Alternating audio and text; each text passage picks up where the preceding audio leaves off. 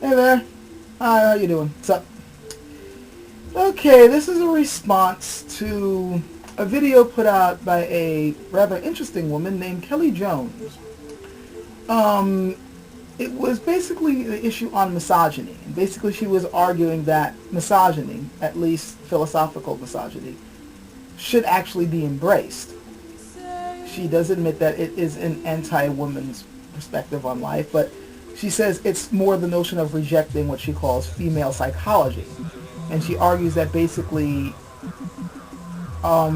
male psychology is basically a better way of looking at the world and dealing with reality and civilization than so-called female psychology. I have to say, by the way, I came across your video through the question mark of God's answers to your video, as well as the Big Ho 111. I have to say that after seeing both their answers and seeing your videos, that I kind of am like in an in-between point. I see where you're getting at, and I agree with some of it, but I think your argument is inherently flawed in a couple of areas. If I'm wrong, I'm wrong, and somebody point me out on this, but okay. I'm worried I'm going to end up rambling too long, but we'll see. Maybe this will be one video, maybe this will be a two-parter. See, here's the thing.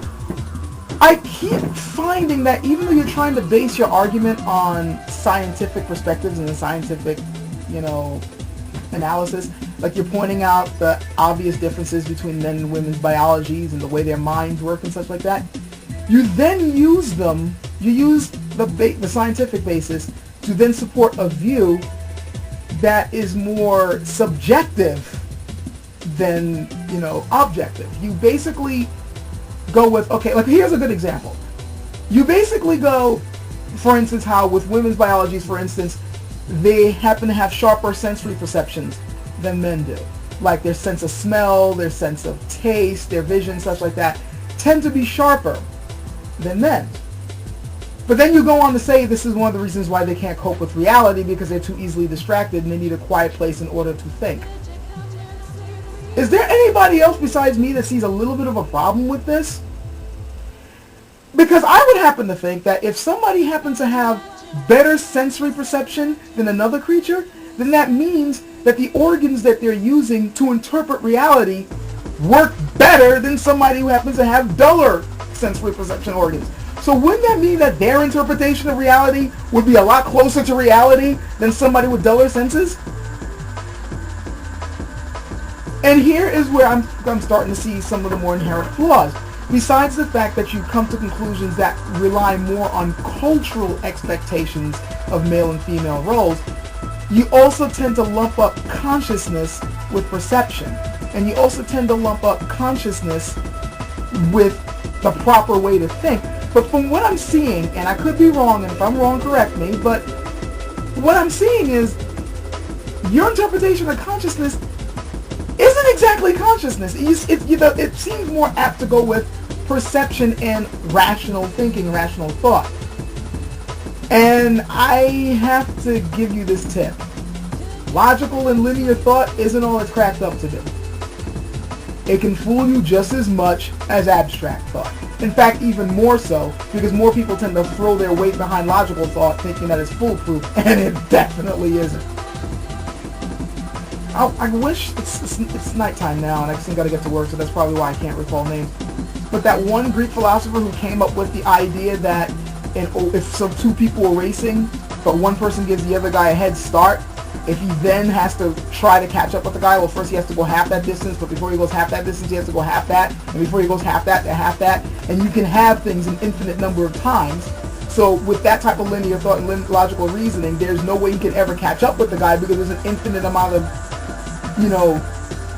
distance to cross, since you can infinitely have the distances that he has to go. That's logical thinking. That is linear rational thought, but it's wrong.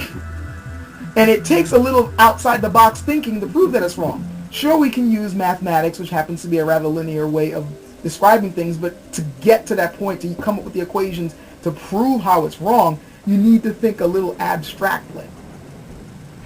I can give you another example of how linear thought can F you over. And this one I have to give credit to... Damn it. Now I forgot the author's name. You know what? The things that, the gaps that I'm leaving out, I'll put in the text description on the side, so, you can look these things up yourself. But I do know the name of the book because I'm loving this book right now. It's called The Drunkard's Walk. And there's an example given there about how easily it is to be fooled. You may have heard of a woman named Marilyn Vos Savant. She has the highest IQ in the world. She also had a column where people would ask her a whole lot of complex questions and she'd give answers. One question she was asked was based on an old game show, Let's Make a Deal. It goes like this. You have 3 doors. Behind door number 1, there's a car. Behind the other doors, let's say there's like a 30-gallon garbage bag full of pig manure. Now, obviously, you want the car. You're asked to choose a door. You pick a door. Now, before they open your door, the host of the show, who knows what's behind all the doors, opens up one of the doors for you, revealing a bag of refuse. He then goes, all right, before we go with the door you chose, do you want to switch your choice? The question is this. Is it more advantageous to switch or stick with your original choice? Marilyn said it's better to switch.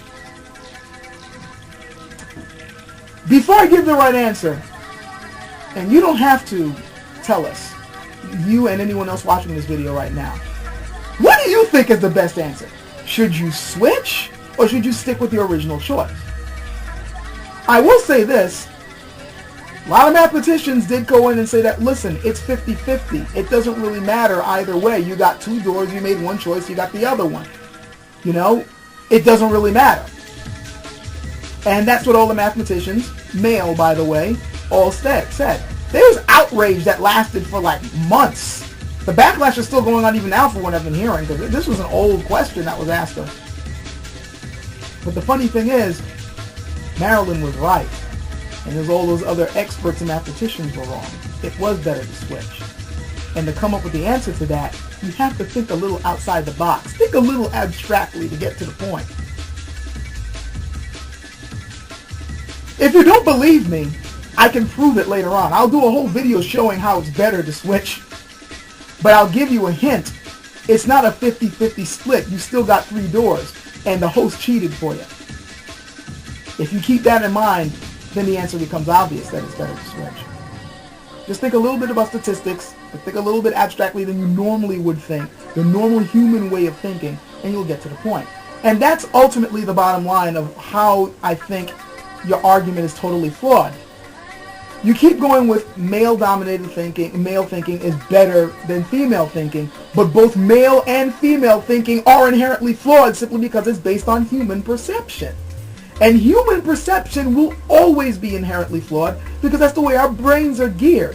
Whether you happen to be female or male doesn't matter. You're always going to have a flawed interpretation unless you're willing to think a little bit differently than your human mind is geared towards.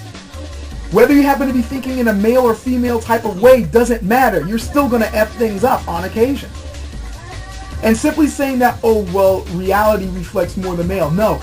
Human reality, human perspective, and the human paradigm reflects male reality simply because it's been males who have been defining the reality we live in.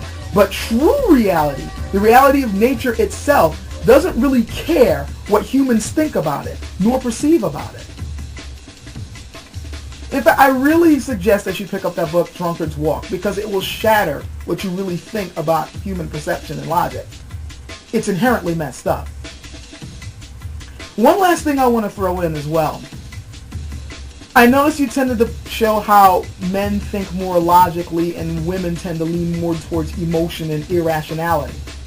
That's not true. Men are also irrational creatures. It kind of cracks me up how women tend to get really offended when you go, you're acting irrational. Well, I'm sorry, women, you are. But to make things a little bit better for you, men are irrational too. They're not logical. Humans as a whole are not rational creatures. We think we are, But it's only because we act first out of emotion and then we rationalize about it later on. We come up with reasons of why we did things after we've done them. But we tend to do things based on emotion. And for those men going, oh, I'm always logical. Okay, fine. Let me tell you that your woman's been cheating on you for 5 years and has been sleeping with all your friends. Let me see how you'll logically react to that situation. Or have you ever seen how people act during a soccer riot? Or how about the healthcare issue going on in the United States right now? Can you honestly tell me that most of the people out there screaming and yelling their head off are doing so out of logical arguments and logical reasoning? I do like what you're trying to come to, but I personally believe that if we're going to try to get to the truth, we're going to need both men and women's perspectives to get a better handle on what reality truly is. Because both are inherently flawed. You can't point to one and say, oh, this one's better than the other. It doesn't work that way. My perspective, anyway. Catch you guys later.